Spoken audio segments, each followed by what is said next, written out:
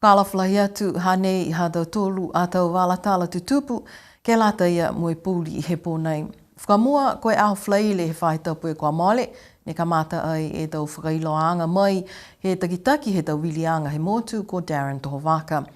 A kua amana ki e motu ke he aho wili he mahina fō. Kua tūtala ai mo ia he e māme aho nei ke lata mui whalu whakailoanga hana hangao ki he tau wilianga. Ke muitua ke tau whakatuwhano tohi, ha nei e takitaki he tau wilianga Darren Tohovaka mui whalu he tau whakailoanga. Koe whalu a tau amamana ki anga, ke lata mui wilianga, koe mena koe mahuinga lahi ke motu tau tolu.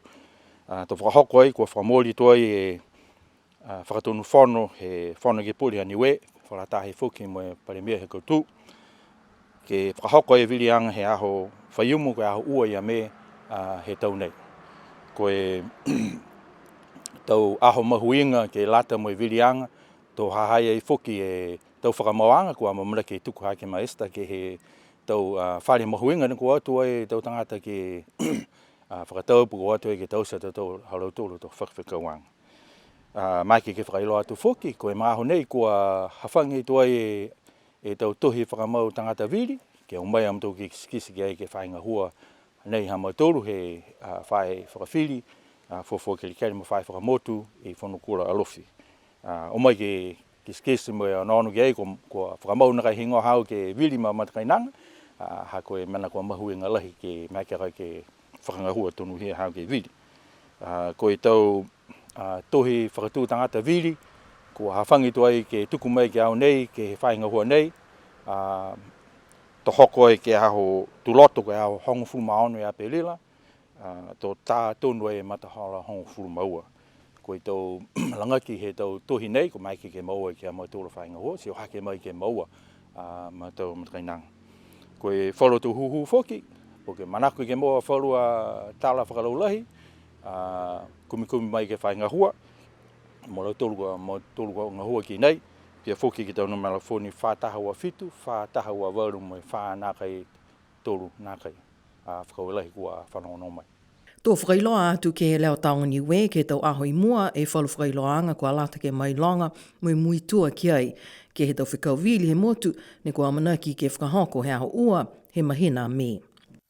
Ka mata he aho nei, kua liu e tau tatongi he penisini mo ti solo malikisi hake.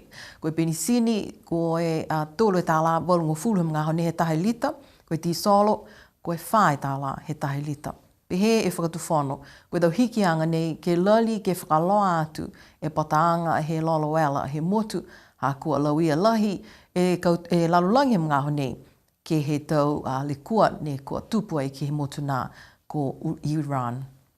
Ne whakailoa mai he whakatuwhono koe lahi anga ia e pataanga he tau lolo he motu he mga aho nei, mo e nā kai whakatupe ki he tau tangata kai tō matakese tū mau e whakatuwhono ki he tau hikianga he tau mutu kehe. Hātaki mai whoki e whakatuwhono ke mautali hā koe tau fuafuaanga he whahinga hoa lolo o ela he motu, ka tū mau e tau le kua tunga ki he tau mga aho nei, ono atu ki he ua e mahina I mua, ni ke seki liu whaihikianga whoki ki he tau tutongi. Tō tū mau ni e whakatuwhono ke whakailoa ki he tau mga aho I mua ka whaihikianga ki he tuanga he lolo pinisini mo I tisolo he motu. Ua whaitapu e kua mole ne vela mo I malolo hifo I ka ina he matuwhiwhine ko loine pakieto ki he maanga ko liku. Koe aho nei ko maike ia ke tūtala mo e hana tamwhiwhine whoki hanga ao ke le kua ni tupu ai. Kua whakaue a laua ke he tau langmatai osi ne kua puhala ange ke moe sipihia mo tau liongi tali mai he mga aho ne vela I hana ka ina. Pehe mai a loine pakieto koe pō ia ma fisi haia he awhi mo e vela lahi, ko e vela I kili hana, kai naka I amo ia ke he awhi. Lata te ke tausi tō awareness classes, I lai au haku ta man haku ne tausi ka koe aho tapu ko ta hifo mai te au e whae alam ke whakamea, he popo kai tau maka I loto. Si ko ni mo te ke ta hake tau maka fōu ke whakahu, si ai haianga ia ni he laulau. Tau fire extinguishers, hape man hako ne toka ai, lauka ni he toka taha he ngutuhari tua, lauka he tuku ki tahi mua. Koe hape whakita man hako ne tau se po ia he whanota mai, mga vai si lilingi aki, si hopa hopa mo I awhi, na ia ne mawhisi lahi ai awhi pihi au. Hawa monga ne ala ni ki sia. Ko tase wala ne wala ai la hok hapi hia. Ka ko ne o mui ki mua he lisia ke mga vai. Ka pe lata te tōru ke mai tau firemen ke awareness classes ke whakaako ke he tatanga tai maanga. Masi toka ina every house ke whai fire alarm. Kai lata ke monitor he tau firemen te mana pihia ke mai every year. Apa whāte tau he take tau maka ia I lunga he fire alarms ke nei ane anono he kan he I lunga he aho ia se oi hakalagi whakakia kona mi taki ngai ana kai tau fire alarm ang anono la ia the day after me lau he nei. Maopopo e tau koloa tunga e tau fire extinguishers mo tau fire alarms hana ki he kaina, kai ko mawhisi lahi e vela. Koe manatu la ia oina ue fire extinguishers ha koe loto. So koe liu au ke tau whakaonga te mena ia ka vela lahi te si polisi. Ke lea ka hakoa eit koa osi te eit ki siha mena hakoa the smoke was everywhere. Ei lata au ke liu ke loto mongo ia ka koe whanonona au ke whakatai he manatu. Hakoe ala he mohe ka hasi koe ai manatu te mena ia he mongo whakamua. Mongo ne manatu ai ko vela lahi tā loto. Pehe aloine, kua lata ke whaikoloa tā masiawhi ke toka ke he maanga ko liku, ha koe tō tangata ngahua tā masiawhi ne no nofu ke he maanga ia, ke tata ke watu ke lango matai alo tūlu ne no nofu ke tō maanga I tua. Ai whai kai loi au, whakano whau ke tō tangata I he po ia. Whai tangata ngahua he tā masiawhi I liku, kai ai si waka. Hei au sin hai a lofi nei. So koe huhu au koe ham tolu nei tau usi ka taha whale ke toke tamasiawhi I liku. Haka toko whaam tolu hi nei. Ngā hua osam tolu na ia. Ke muka muka ka ke whahi ia mau tolu ka mata ki muta lau ke whano ki vai ia. Response time he kau he po ia, homo. Half an hour. Ka manatu koe pūli he pō ko o te whamamahe. Si haka ni kai tangata he. Ka ina hana ke he aport ke tamai tamasiawhi te taha ki liku. Ka hoka mtaka ki ai kua whita e vale toko loi. Vela usi te whare vale mtaka. Koe mamau hai hala ka hake tamasiawhi ki ai. Koe hana tama whiwhine ko Simone ne hoko mai a ia he motuko ni silani ke leveki ke hana matua, mo ki sia ia e tau mena kua lata ke maua ke lango matai a ia. Ke lata mo e tau mga whaoa, mo e tau kapisinga ne no nofu ke tau motu mamau, kua whakatua e taha Give a Little Page, ke maeke ke lango matai, ke liu tā langa I kaina he matu whiwhine ko loine. Koe tau koloa mua ke lali ke maua, koe taha e motoka, me manako ia ke whakatau e tau whale container ke muka muka ke whakatū. Pehe aloine nā kai manako ia ke whanu ki New Zealand, kua manako nia ia ke liu tā langa e hana kaina, mo e nofo tumau ke motu. Koe whahitapu e kua mole ne liu hawhangi e whale leveki ke he tau malolo seno he tau manu he motu, kua li liu mai ai ke he motu e tau rock vets. Ko e tau whakaholoanga rock vets, whamahani ke langa ua e whanonga mai he motu ko New Zealand, e tau e ke kāwho mo tau nosi ke he tau whahe leveki manu, ke tau se tau leveki ke tau manu, mo e pili tome whalu tau manu nei nāka I whai tutungi. Ko mōlea e hongo fulu tau tali mai ka mata e tau whakaholoanga nei, nāka I whai tutungi ke langomatai ke he tau mamui he tau manu he motu. Mai ke tūtala kia kala o ngō tau, ko ia tangata leveki manu he motu ni ngā hua me matakau rock vets.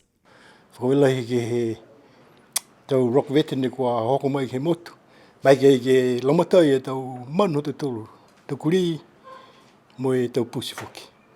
Ai long e manu he motu, ka koe whauru ne nakai tamai e tau manu hala tolu ke tausi, ke ua liu whanau.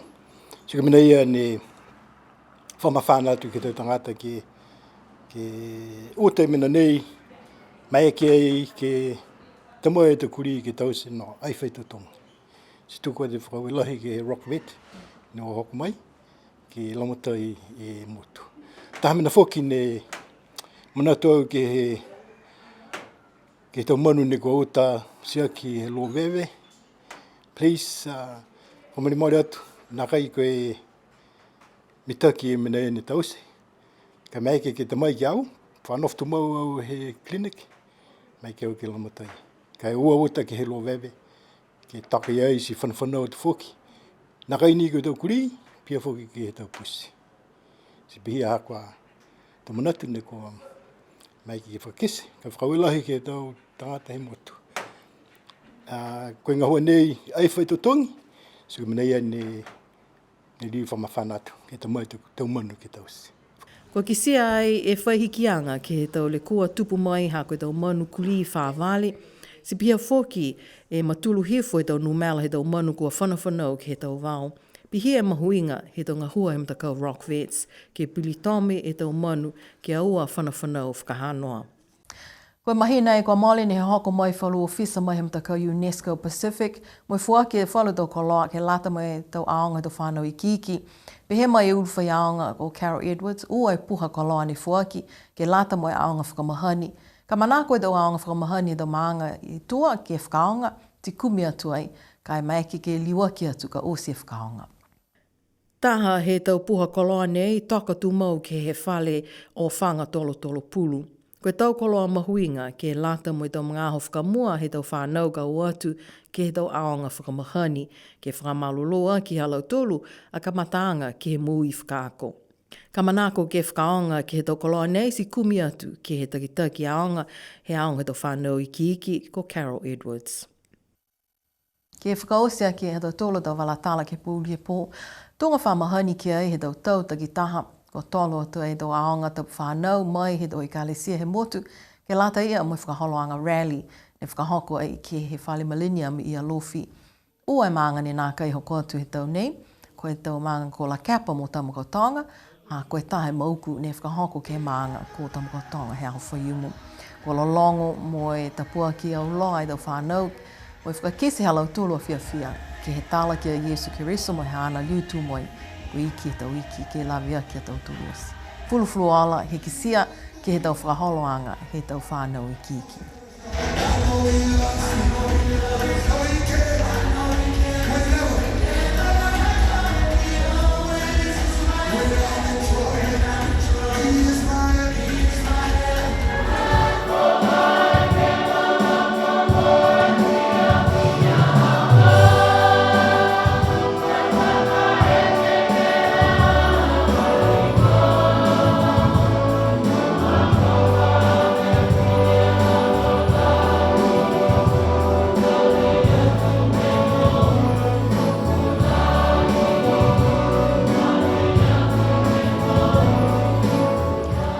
E tau walatala tutupu hatau tolu ke lata e mai pūli he pōnei.